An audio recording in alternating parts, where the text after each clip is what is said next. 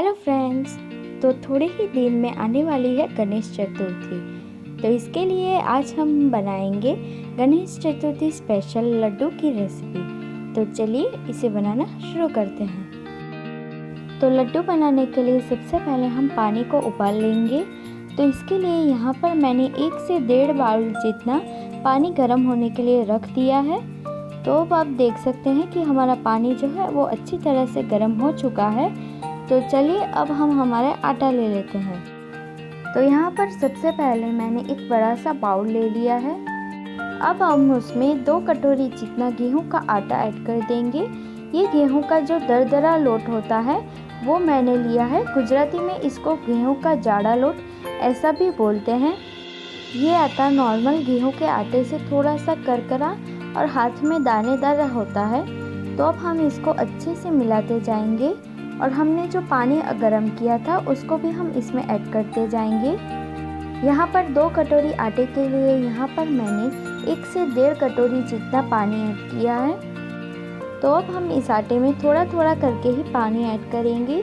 पानी आप अपने हिसाब से थोड़ा सा कम या ज़्यादा भी कर सकते हैं। तो सभी मिश्रण को अच्छे से मिला लिया है और यहाँ पर मैंने जितना पानी गरम किया था वो सब मैंने इसमें अच्छी तरह से ऐड कर दिया है। तो अब हम पानी और आटे को हाथों की मदद से अच्छे से मिला लेंगे। अब हम इसमें 5 से 6 बड़े टेबलस्पून जितना नॉर्मल जो घर में कुकिंग ऑयल यूज़ करते हैं वो ऐड कर देंगे और सभी को अच्छी तरह से मिला लेंगे। लड्डू बनाते समय पहले आप तेल और आटे को अच्छी तरह से मिला लीजिएगा। उसके बाद पानी डालकर ऐसा ही एक सॉफ्ट आटा बना लीजिएगा। तो अब आप देख सकते हैं कि मैंने एक सॉफ्ट आटा जो है वो तैयार कर लिया है। आटे की थिकनेस जो है वो बिल्कुल ही ऐसी ही होनी चाहिए। तो अब हम हमारे आटे में से जो हम नॉर्मल लोई तैयार करते हैं उसी शेप की हम लोई तैयार कर लेंगे। और आप देख सकते हैं कि ये बिल्कुल ही आसान स्टेप है। और हमें इस बात का ध्यान रखना है कि हमारी टिक्कियाँ यानी कि लोई बनाते समय वो ज़्यादा पतली या ज़्यादा मोटी ना हो। अगर हमारी टिक्कियाँ जो है वो ज़्यादा मोटी होगी तो फ्राई करते समय ये अंदर से कच्ची रह जाएगी और अच्छे से कुक नहीं हो पाएगी। और ज़्यादा पतली होगी तो ये ओवर कुक होने के चांसेस यानी कि जल जाने के चांसेस ज़्यादा रहते हैं। तो इसी बात का ध्यान रखते हुए हम हमारी सारी टिक्कियों को जो है वो अच्छी तरह से प्रिपेयर कर लेंगे। तो अब आप देख सकते हैं कि मैंने सारी टिक्कियाँ जो है वो उसको प्रिपेयर कर लिया है। ये फर्स्ट बैच की टिक्कियाँ हैं। इसी तरह से बाकी टिक्कियों को भी मैं तैयार कर लूँगी। पर उससे पहले हम हमारा तेल जो है वो उसको गर्म होने के लिए रख देंगे और थोड़ा सा आटा डालकर इसको चेक करेंगे। और ये तुरंत ही ऊपर आ रही है यानी कि हमारा तेल जो है वो अच्छी तरह से गर्म हो चुका है। तो अब हम गैस की फ्लेम को मीडियम रखेंगे और उसमें हमने जो टिक्कियाँ प्रिपेयर की है उसको ऐड कर देंगे।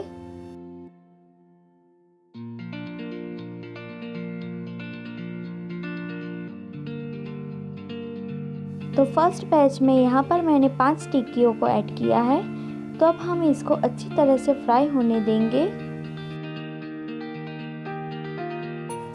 तो टिक्कियाँ हमारी जो है वो हल्की सी गुलाबी होना शुरू हो चुकी है।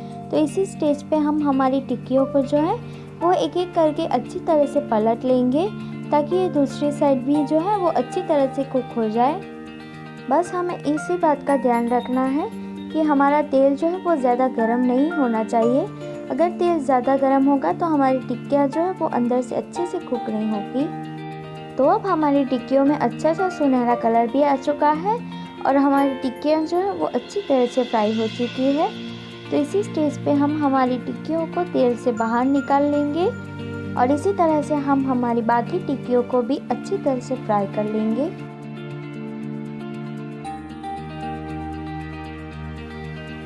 तो अब आप देख सकते हैं कि फर्स्ट बैच की सभी टिक्कियों को मैंने अच्छी तरह से फ्राई कर लिया है और ये अंदर से भी अच्छी तरह से कुक हो चुकी है।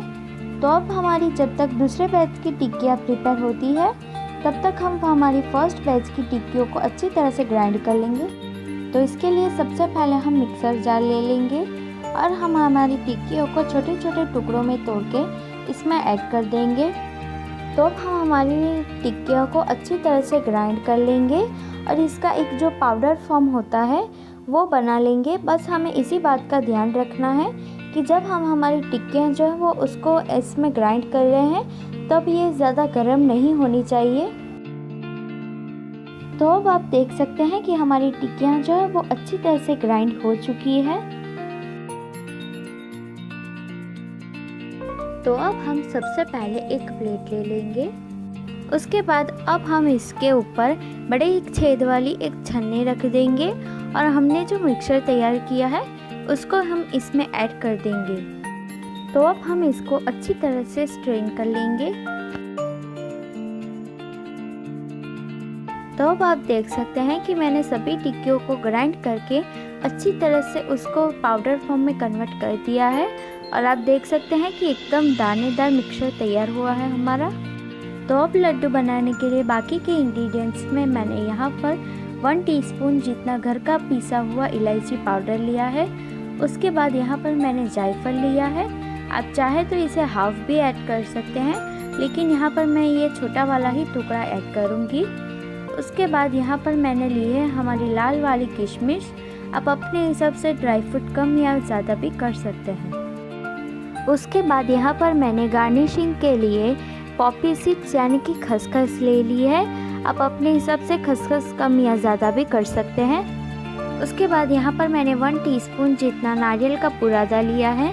अगर आपको ज़्यादा पसंद है ये तो आप इसमें 2 या 3 बड़े टेबलस्पून जितना भी नारियल का बुरादा ऐड कर सकते हैं। उसके बाद यहाँ पर मैंने वाइट वाला जो गुड़ होता है जिसको हम कोल्हापुरी गुड़ बोलते हैं वो मैंने ले लिया है करीबन 1 कप जितना। उसके बाद यहाँ पर मैंने 3 बड़े टेबलस्पून जितना देसी गुड़ लिया है।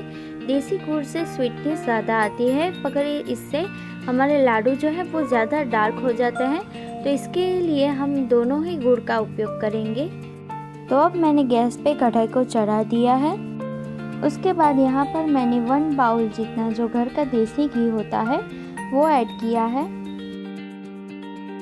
तो अब हम गैस की फ्लेम को मीडियम ही रखते हुए हमारे घी को अच्छी तरह से पिघलने देंगे।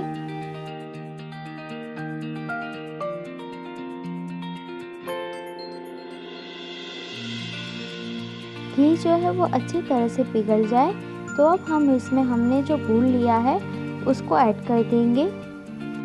जो बाउल में रखा था गुड़ वो थोड़ा सा जम गया है, तो हाथों की मदद से उसको थोड़ा थोड़ा अलग करके हम इसमें ऐड करेंगे ताकि घी और गुड़ जो है वो जल्दी से घुल जाए।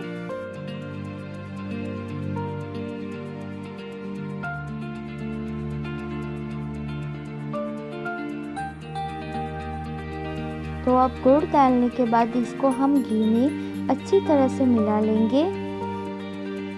और अब आप देख सकते हैं कि हमारा गुड़ जो है वो घी के साथ पिघलना स्टार्ट हो चुका है। तो अब हम धीरे धीरे हमारे गुड़ को जो है वो स्टर करते रहेंगे ताकि गुड़ और घी अच्छी तरह से पक जाए। इस बात का हमें यहाँ पर ध्यान रखना है कि गुड़ जो है वो ज़्यादा ओवर कुक नहीं होना चाहिए। अगर गुड़ जो ज़्यादा ओवर कुक हो जाएगा तो ये कलर चेंज कर देगा, जो दिखने में हमारे लड्डू अच्छे नहीं दिखेंगे।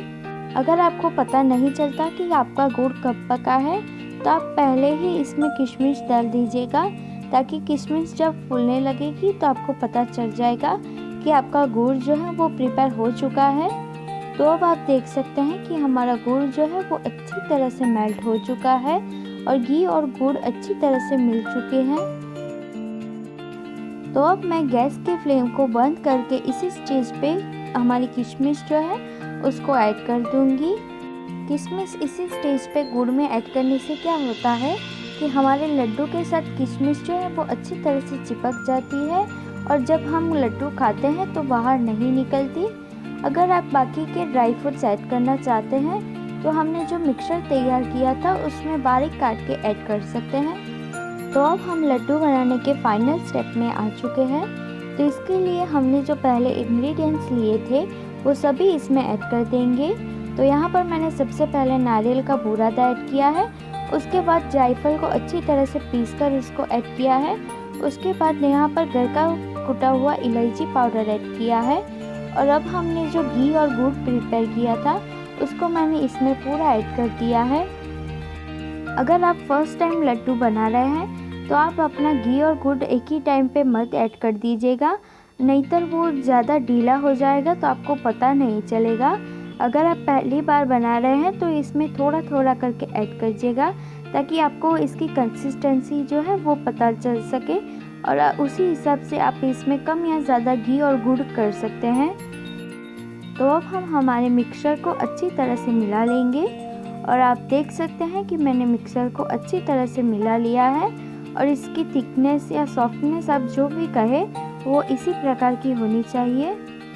तो अब आप जितनी भी साइज़ का लड्डू फोल्ड करना चाहते हैं उस हिसाब से आप मिक्सर को अपने हाथ में लेकर इस प्रकार से उसको गोल गोल शेप दीजिएगा। और आप देख सकते हैं कि कितना आसान है और लड्डू अच्छी तरह से फोल्ड भी हो चुका है। तो अब आप देख सकते हैं कि कितना बढ़िया लड्डू बन चुका है। अब अगर आप मोदक की शेप देना चाहते हैं लड्डू को, तो सबसे पहले हम मोदक के मोल्ड को ले लेंगे और उसमें अच्छी तरह से घी अप्लाई कर देंगे। घी अच्छी तरह से अप्लाई करने के बाद अब हम इसमें एक लड्डू रख देंगे और उसको एक बढ़िया सा शेप दे देंगे। मोदक के मोल्ड को बंद करके हम इसमें चाकी फिट कर देंगे ताकि मोदक की शेप जो है वो अच्छे से आ पाए। और अब जो एक्स्ट्रा फिलिंग बची है उसको हम रिमूव कर लेंगे और नीचे से मोदक को अंदर की ओर प्रेस कर देंगे।